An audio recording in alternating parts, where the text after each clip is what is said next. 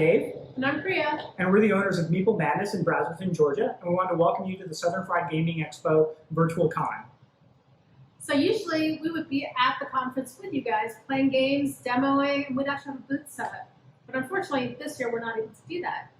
But some of our staffers have gotten together and they're going to be talking to you about some of their favorite games that they like to play here at Meeple Madness.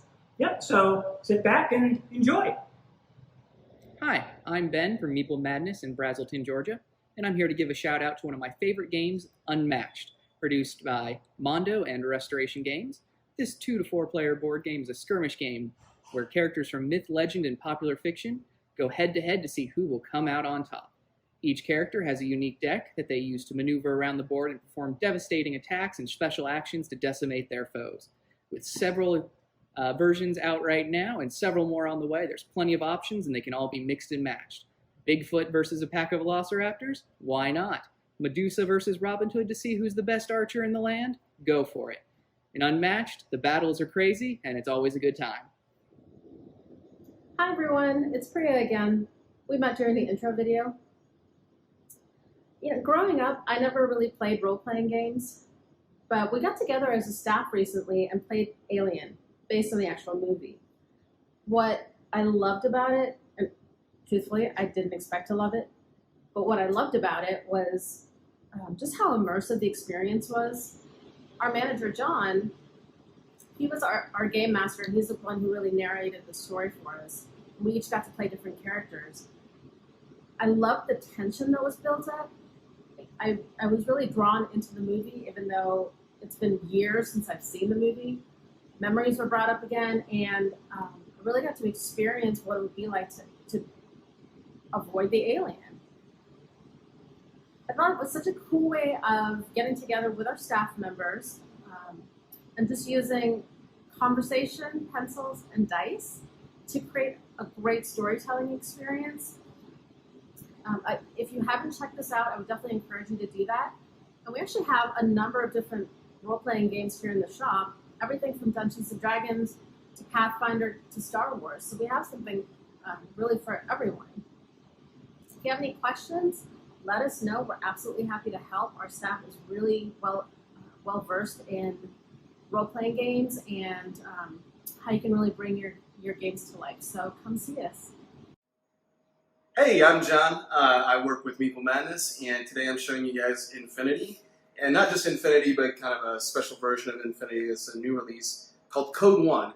It's got a more streamlined way of playing the game as kind of an introductory to the rule set and getting ready for the new edition called N4. So what I put out on the table is kind of the basic setup that you'll get in a starter box.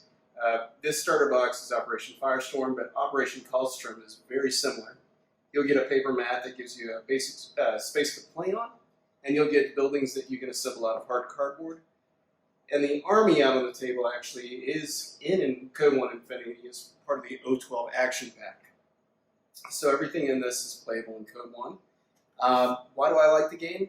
I like the game because it's very interactive. I think one of the pitches for the game is that every turn is your turn. So while your opponent is doing things on their turn, your guys are going to be checking for line of sight, and if they have line of sight, then they can respond to what the other player is doing, whether that's shooting back at the player, which happens simultaneously, or dodging out of the way of a shot, or trying to hack them and immobilize them so they can't shoot at all. So there's all sorts of fun stuff going on in the game. On your turn, when it is your turn, you'll assemble orders based on the number of models that you have in play. For Code 1, you're only going to have 10 models in play at a time.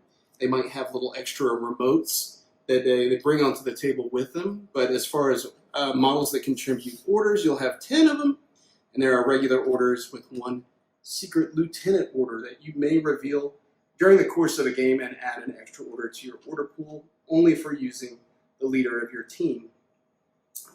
Other interesting things about the game, it's kind of terrain intensive, because I have some guys out in the open here. That would never happen in an actual game. In an actual game, you're always going to want to take a guy and kind of hide him behind cover, and you might peek out behind cover and shoot at an enemy model, but you always want to finish in cover so that you are applying a cover penalty to everything that they throw your way. Otherwise, The game is pretty lethal, and if your model gets shot more often than not, you go straight to unconscious or your model gets removed from the board.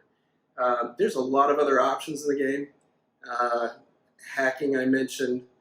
You can bring in giant robots called tags. You can do all sorts of fun stuff in the game, and it's highly interactive, and that's why I like it. Thanks for participating in the Southern Fried Gaming Expo digital experience, online experience, and thanks for watching our demo on Code 1. Again, feel free to contact us anytime through Facebook or our website, and we're happy to set up a demo with you. Thank you. Hi again, my name's Dave, and I'm one of the owners at Meeple Madness in Braselton, Georgia. And we wanted to talk to you about some of the games that we've been using through this health situation to connect with our customers and also our staff, and we've been remote and whether we've been sheltering in place during the shutdown or whether we're just trying to maintain our social distances. And two of those that we've used really successfully are Codenames and Geek Out. And so Codenames, many of you may know, it's a very popular party game. And it's basically two teams that are working together to, are working against each other to try to rescue their spies from the field. Basically what we found is you can do this over Discord. You point one camera at the Codename board and then experience the game just as you would in real life. This works nicely because it allows the teams to be either imbalanced, so you could have 3 people on one team, 5 on another, or you can play the duet version of the game where everybody is cooperatively playing to try to reveal all the spies on the board.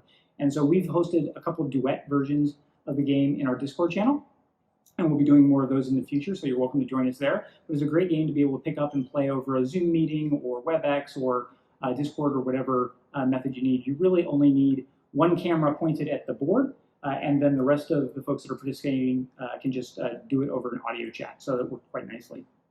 And then the other one that we are going to be doing in the next couple of weeks on our Discord channel, or actually we're going to be doing this one in store doing social distancing, is called Geek Out. So Geek Out's it's a trivia game. The big difference is that there's a bidding mechanism involved in it. So at a topic might be, for example, Star Trek movies and Star Trek movie titles. And there might be a minimum opening bid of 4. And so if your team can name 4 Star Trek movie titles, then you would bid 4. If you think you can bid more than that, you bid what you think is appropriate. And that would go around to each of the teams to keep trying to outbid each other. And then once the final highest bid has been made, that team then has a short amount of time to actually list the number of titles in this case. And if they do that, then they get a point and move forward towards winning the game. So we played this one in the store at actually one of our staff meetings the other day, and everybody was well positioned 6 feet apart from everybody else. And we were able to go around the room and enjoy this quite nicely. We played for about a half hour during one of our staff meetings, and we should have been working.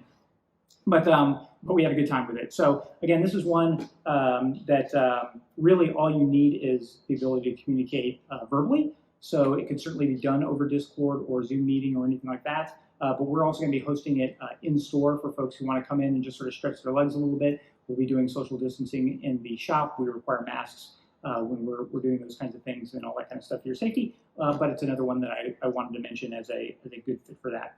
And as it turns out, almost any of the party games translate really easily to either a Discord session or to an audio call or anything like that. So when it comes to party games, one of my personal favorites is The Resistance. This game has been out for quite some time. I've got a copy that is pretty ragged. I used to bring it pretty much everywhere I went when I was traveling. It's a very casual game. Plays from 5 to 10 players. Very easy to pick up. There's a very simple set of rules, and you're basically just trying to determine in a game of 5 who the 2 spies are versus who the 3 resistance members are, and then of course the numbers change as you add more players to it. But it's a fantastic little game. I really love it a lot, and I enjoyed it over many years.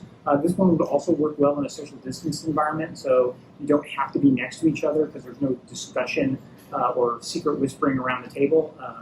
You can all be 6 feet apart. The narrator takes you through the first steps of setting up the game, and other than passing around a set of everybody getting a single card at the beginning of the game, there's no other contact that's necessary. So it's one that can be played in a household if you're quarantining with folks, or if you've got other folks that you're comfortable with that you want to have a sort of a socially distanced game with. So this is another one that I would recommend. And certainly when things get back to normal, this is one that I always keep with me and take with me wherever I'm going. So just something to think about.